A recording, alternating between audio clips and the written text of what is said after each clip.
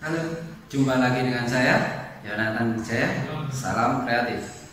Oke, sini kalian bisa memanggil saya Pak Ju. Saya biasanya di kelas dipanggil dengan Pak Ju aja. Jadi nama lengkap saya sebenarnya adalah Yonatan Wijaya. Itu dari orang tua saya. Kalau dari kampus saya dikasih tambahan nama Eskom, bukan Sekom ya, bukan Baskom, apalagi Eskom itu adalah sarjana komputer. Artinya saya lulusan dari universitas yang mempelajari tentang komputer. Oke, kita lanjut. Sudah kenal dengan saya. Nah, kali ini saya akan tetap menyampaikan perihal tentang protokol COVID-19, di mana kalian di era COVID ini harus tetap pakai masker. Ya, bukan promosi ini ya, hanya memberitahu masker. Meskipun di sini ada logonya, lewat dulu. Yang penting gunanya masker. Yang kedua, masker seperti ini. Ya, jadi saya pakai nanti suaranya nggak jelas. Nah, yang kedua kamu harus jaga jarak, tetap jaga jarak dengan pacarmu, dengan orang lain, gitu ya. Dimanapun, jangan saling berdekatan. Nanti ketularan. Ketularan apa? Kangen. Nah, kalau kangennya sama COVID, bahaya. Kita lanjut. Kali ini Pak Ju akan menyampaikan materi tentang pelajaran administrasi infrastruktur jaringan. Jadi nggak jauh-jauh dari jaringan. Memang orang jaringan, gitu ya. Nah, bangga lah kalian sebagai orang jaringan seperti saya. Ya. Jadi pelajaran sekarang adalah administrasi infrastruktur jaringan. Jadi bagaimana nanti kalian mengolah sebuah jaringan, memanipulasi sebuah jaringan, mengkonfigurasi sebuah jaringan, bahkan mengakali sebuah jaringan, supaya kamu bisa mendapatkan atau kamu bisa memperoleh, mengkomunikasikan sebuah data dengan baik. Nah, di administrasi infrastruktur jaringan ini, ya, administrasi infrastruktur jaringan. Kita akan belajar tentang infrastrukturnya dari sebuah jaringan. Kalau materi sebelumnya, pelajaran sebelumnya saya mempelajari tentang layanannya. Nah, sekarang infrastrukturnya, infrastruktur dalam sebuah jaringan, yaitu AIJ. Biasanya akan kita nanti yaitu AIJ. Tapi di sini akan saya bagi menjadi dua part, ya. Ini part pertama supaya kalian bisa memahami. Nanti di part kedua kita akan mengkonfigurasinya. Jadi di part pertama kalian akan saya ajari tentang teori dasar.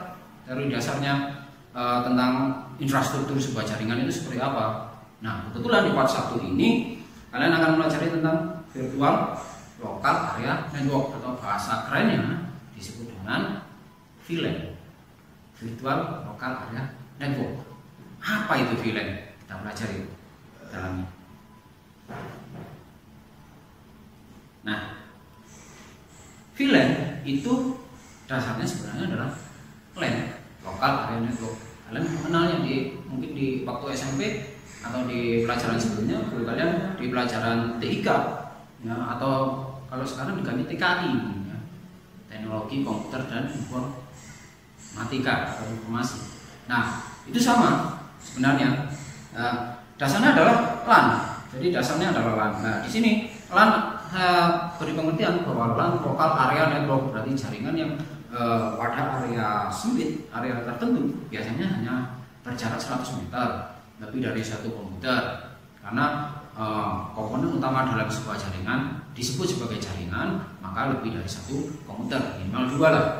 2 gitu ya. Seperti itu. Nah, cakupannya sangat kecil, ya, jaringannya sangat kecil dan terbatas. Contohnya di sekolah sini, di kantor, ya, di rumah, dalam satu gedung. Nah, itu seperti itu. Itu local area network. Ada lagi temannya, yaitu MAN, metropolitan area network. Namanya juga metropolitan, berarti satu kota. Nah, terus ada lagi, ada wide area network. Wide berarti dia luas, jaringan yang luas. Luas berarti lebih dari kota, berarti antar kota. Itu seperti itu. Nah, terus ada lagi yang lebih luas lagi, yaitu internet. Nah, bukan Indomie ya, internet. Indomie kornet. Nah, Indomie campur kornet, bukan internet ya. International network. Nah, kecepatannya kalau LAN itu hanya 2 hingga 100 Mbps. Kalau kalian pernah melihatnya di dalam jaringan, coba kalau sudah koneksi ke jaringan, coba dicek speednya. Kalau dia pasti akan, saya tidak bilang di internet ya, saya bilang di lokal area network, itu akan dicek bahwa dia kemampuannya 2 sampai 100 Mbps. Mbps itu berarti megabit per second. Kita hitungannya second ya, satuannya di dalam jaringan itu second bit per second, bps. Nah, itu adalah LAN. Nah, di dalam sebuah LAN itu sendiri ada beberapa karakteristik LAN itu sendiri. LAN itu berulang kali dia punya karakter, kalau diperpanjang bahasa Indonesia karakteristik. Nah, sebuah karakter, yaitu sifat. Kalau di manusia itu sifatnya, karakternya seperti apa. Ya, kalau di LAN karakteristiknya adalah dia berada dalam ruang lingkup geografi yang lebih kecil, lebih sempit. Contohnya tadi kantor, kampus, sekolah, rumah, gedung, itu disebut LAN. Lokal area network, hubungan lebih dari satu komputer. Lebih dari satu komputer bisa disebut dengan jaringan. Ya, jaringan komputer LAN, cakupannya kecil.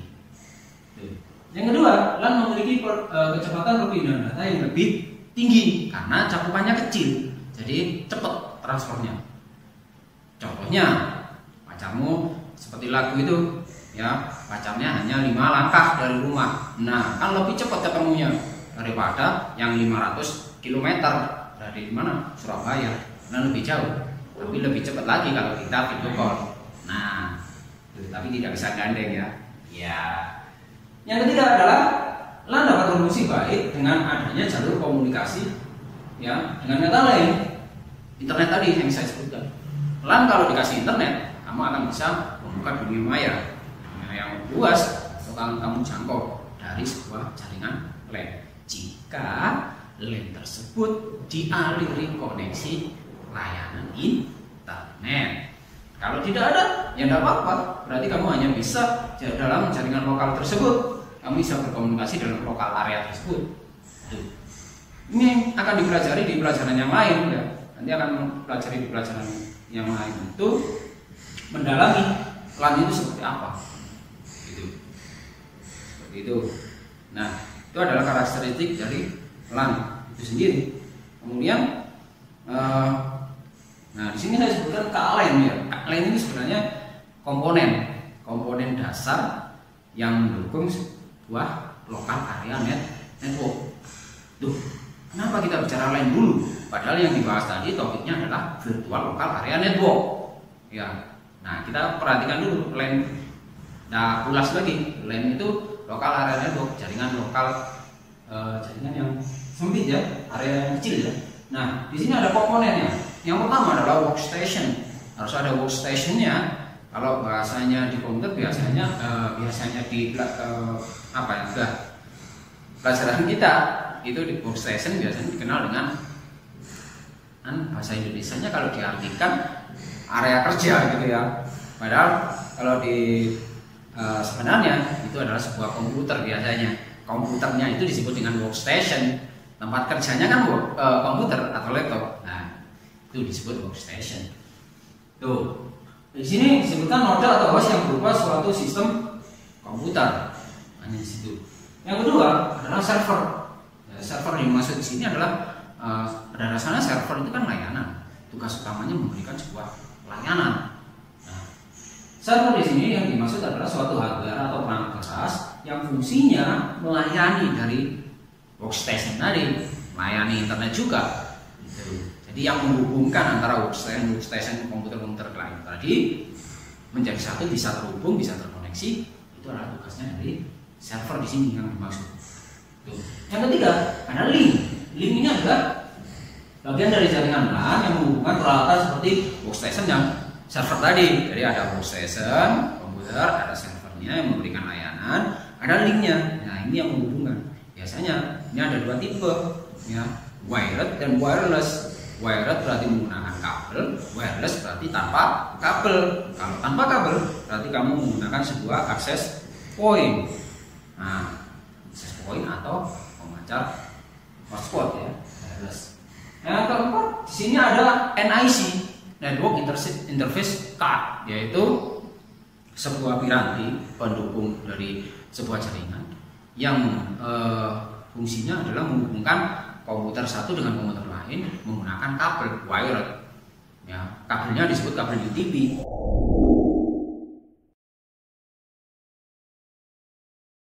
Network software berarti perangkat lunak dalam jaringan, perangkat lunak yang mendukung sebuah jaringan. Itu ya. Guna untuk menjalankan jaringan LAN sebagaimana mestinya. Jadi pendukungnya lengkap.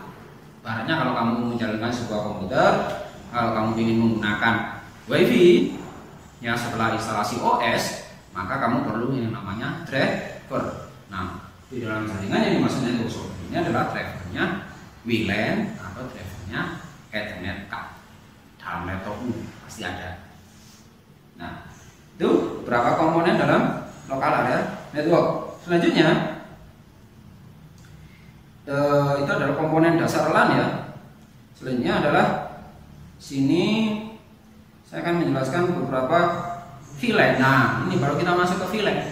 VLAN itu adalah virtual local area network. Jadi local area network yang tadi itu bisa kita virtualisasi, bisa kita simulasikan, bisa kita kelompokkan seakan-akan di dalam sebuah local area network itu ada local area network lagi secara simulasi, secara simultan, ya, tidak kelompokkan. Misalkan dalam satu local area network ada 10 komputer. Nah, kita buat grupnya. Misalkan grup 1 namanya VLAN 1, grup 2 VLAN 2, grup 3 VLAN 3. Dan itu nama komputernya tidak selalu harus urut. Misalkan yang perempuan saya kasih VLAN 1, misalkan ada 4. Yang laki-laki ada 2, saya kasih VLAN 2. Ya kan? Terus tinggal berapa? Berarti 4 tambah 2 6. Tinggal 4. Yang 4, nah ini nggak jelas laki-laki atau perempuan, misalkan kita kasih ke VLAN 3. Nah, contohnya seperti itu. Tapi tidak bisa kamu lihat secara kasat mata secara langsung, namanya juga jaringan, tapi bisa dicek. Bisa dicek kalau itu adalah grupnya si VLAN 1, itu grupnya VLAN 2, itu grupnya.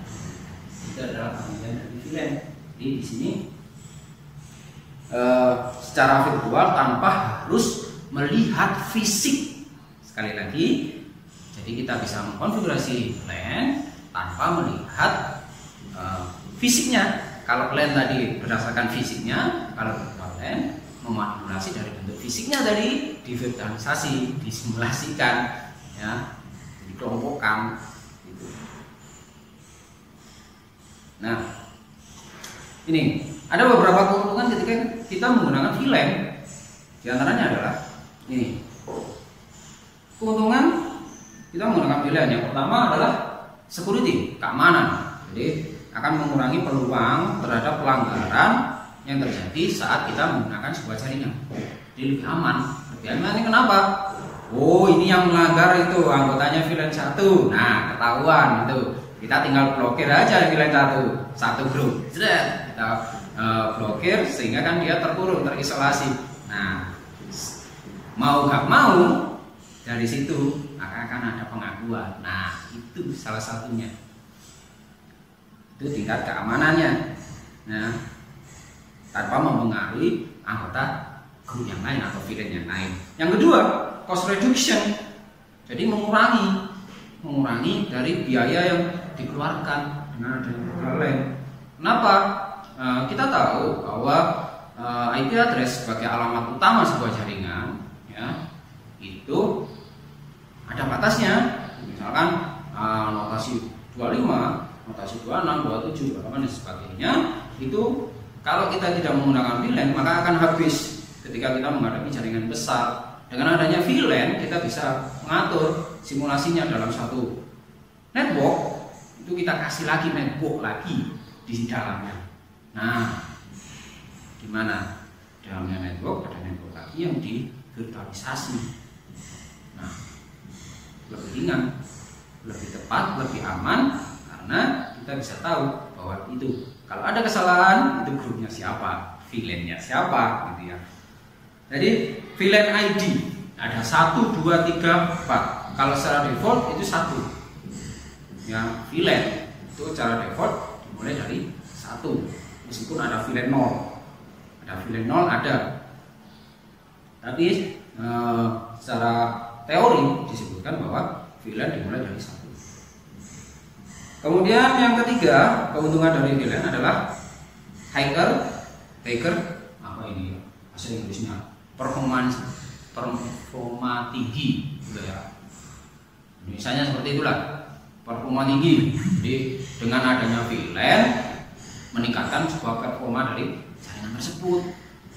Ini enggak rebutan, ya, semuanya teratur, semuanya akan terarah di situ, sehingga kualitasnya kerjanya akan memberikan suatu performa yang cepat, tinggi, gitu ya. Kemudian selanjutnya keuntungan dari VLAN adalah broadcast storm mitigation. Apa itu ya? Semuanya di sini bahasa Inggris. Nah, situ saya jelaskan di bawahnya. Kalian bisa lihat nanti di modulnya ya. Saya sampaikan juga di situ, saya sampaikan. Broadcast storm mitigation itu mengurangi jumlah peralatan yang berpartisipasi dalam broadcast storm. Jadi mengurangi jumlah perangkat. Misalkan di jaringan LAN ada 10 komputer dengan perangkatnya. Dengan adanya itu kita bisa mengurangi perangkat yang dibuat di situ. Misalkan switch-nya kalau bikin LAN switch-nya harus banyak. Kalau virtual LAN kita bisa manipulasi di situ bahwa satu portnya di switch, ya tentunya switch-nya harus manageable ya. Kalau nggak manajemen nggak bisa kita buat VLAN. Nah, kelemahannya di situ sebenarnya salah satunya. Nah, meskipun kita diberikan beberapa keuntungan yang menutupi kelemahan tersebut. Ya, jadi satu port di switch itu bisa mengakses banyak satu VLAN misalkan, satu network misalkan 255 user, ya. 255 user atau katakanlah 254 lah, 254 user bersihnya. Nah, itu satu port. Nah, kalau switch-nya manageable isinya 24, tinggal kalikan aja berapa keuntungannya bisa kita dapat ketika kita menggunakan VLAN dibandingkan local area network yang biasa. Maka switch-nya juga akan lebih banyak, ya. Satu port 25 user kita masukkan ke access point udah banyak, gitu ya. Nah, yang selanjutnya adalah ini, pengelolaan jaringan akan lebih mudah, improved IT staff efficiency. Jadi mengelola jaringan itu akan lebih mudah, lebih gampang.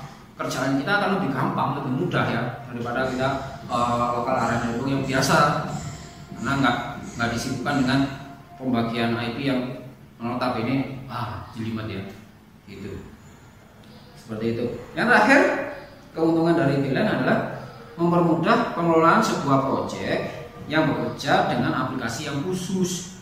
Jadi kalau ada aplikasi yang khusus, misalkan VLAN 1 hanya untuk kabit gitu ya, atau untuk direktur gitu. VLAN 2 hanya untuk staff-staffnya, VLAN 3 hanya untuk karyawan cleaning misalkan, atau ini dapur dan sebagainya. Itu diberikan sebuah VLAN sendiri. Ya, contohnya gini, dalam satu ruangan kita kelompokkan A, B, C, D. Nah, ternyata ada di kelompok A salah satu anggotanya yang melakukan kesalahan misalkan. Nah, itu yang kita blok aja, yang di grup A saja, tanpa mempengaruhi anggota kelas yang lain. Bayangkan kalau kita tidak menggunakan VLAN, maka yang menjadi kesalahan akan menjadi satu kelas, padahal yang melakukan adalah sekelompok tertentu. Kita lanjut lagi, yang terakhir adalah jenis-jenis VLAN itu sendiri. VLAN punya jenis-jenisnya, ada macamnya, kalau jenisnya macam. Nah, kalau tadi ada komponennya, VLAN, ada apa itu VLAN. VLAN juga punya jenis. Ada beberapa. Yang pertama adalah default VLAN. Default VLAN ini ketika komputer itu dihidupkan, setelah dikonfigurasi, VLAN pertama yang muncul itu adalah default VLAN. Nah, itu namanya default VLAN. Yang kedua, ada yang namanya data VLAN. Nah, data VLAN ini yang dimaksud dengan data VLAN ini adalah konfigurasi untuk user yang hanya untuk user dan tidak memiliki kemampuan untuk voice based traffic. Jadi tidak punya kemampuan voice based traffic sama sekali. Voice itu suara, based itu adalah dasar ya. Basicnya traffic berarti alur ya, alur suara, nggak bisa melakukan itu data VLAN. Nah, yang ketiga itu bisa disebut dengan native VLAN, native, NATIVE, native VLAN. VLAN yang muncul ketika kita membuat port trunking. Nah, itu akan kita bahas di part 2. Part 2 nanti kita akan bahas bagaimana mengkonfigurasi VLAN dan bagaimana kita membuat trunking protokol. Tuh. Nah, native VLAN ini fungsinya untuk tagged traffic dan untagged traffic. Apa itu? Nanti kita bahas di part 2. Oke. Yang keempat adalah manajemen VLAN. VLAN yang dikonfigurasi untuk mengatur. Manajemen itu mengatur. Jadi seorang manajer adalah seorang pengatur. Nah, manajemen VLAN berarti mengatur sebuah VLAN tadi. Terakhir ada voice VLAN. VLAN yang dibuat untuk VoIP. Nah, nanti juga kita akan mempelajari tentang bagaimana mengkonfigurasi supaya VLAN tersebut bisa digunakan dalam suara atau VoIP, Voice over Internet Protocol, yang akan dibahas di pelajaran yang lain lebih mendalam. Nah, di sini kita bahas VLAN-nya, Virtual Local Area Network. Oke, itu adalah beberapa jenis dari VLAN itu sendiri. Nah, sweet spot pada VLAN nih ada mode akses, ada mode trunking ya. Tuh, mode akses itu untuk melewatkan trafik dari VLAN, suatu VLAN, dan hanya bisa melewati satu VLAN saja. Jadi melewatkan trafik dari sebuah VLAN, tapi hanya satu VLAN saja, tidak bisa lebih. Itu adalah mode akses dalam pengaturan nanti. Kalau mode trunk ini bisa melewatkan traffic dari beberapa VLAN secara bersamaan. Trunk seperti gambarnya. Jadi trunk itu lurus, akses ke bawah. Jadi jaringan ke bawah itu akses, yang lurus sesama itu adalah trunk. Oke. Di sini sampai di sini part 1. Kalian semoga memahami materi apa sih itu LAN, apa sih itu virtual LAN, ya. Yang mana nanti lebih dalam akan kita pelajari pada di part 2. Kita akan mempelajari part 2 nanti, yaitu khusus konfigurasi, khusus mengkonfigurasi. Software yang perlu disiapkan adalah Cisco Packet Tracer. Kita harus menggunakan Cisco Packet Tracer ya. Itu sebagai software simulasi untuk VLAN, padahal VLAN juga bisa digunakan di mikrotik seperti ini, mikrotik seperti ini ya. RP itu bisa, nanti kita juga pelajari. Jadi pertama untuk simulasi adalah Cisco Packet Tracer. Silakan. Tipsnya, jangan menggunakan Cisco Packet Tracer ketika kamu online jika tidak memiliki akunnya. Kalau saya punya akunnya, saya meskipun online saya bisa menggunakan Cisco Packet Tracer secara free karena saya punya akunnya. Ya, saya punya akunnya dari Cisco Packet Tracer. Terus yang kedua, install di Windows kalian. Jika mengalami kesulitan, silakan hubungi. Bisa menghubungi Pak Jo, bisa menghubungi di nomor-nomor yang atau orang-orang yang lebih paham dari itu. Atau mungkin Mbak Google dia, boleh. Ya, itu yang perlu disiapkan. Kalau nggak Pak, saya nggak punya laptop dan sebagainya, boleh pakai laptopnya warnet. Nah, itu untuk yang pada baca, gitu ya. Siapkan itu untuk part 2. Pak, saya nggak punya sama sekali, nggak punya biaya dan sebagainya. Lihat aja tutorialnya, pahami, tulis kalau perlu, itu akan lebih baik. Oke, sampai jumpa di part 2. Salam kreatif dari Pak Jo buat kalian.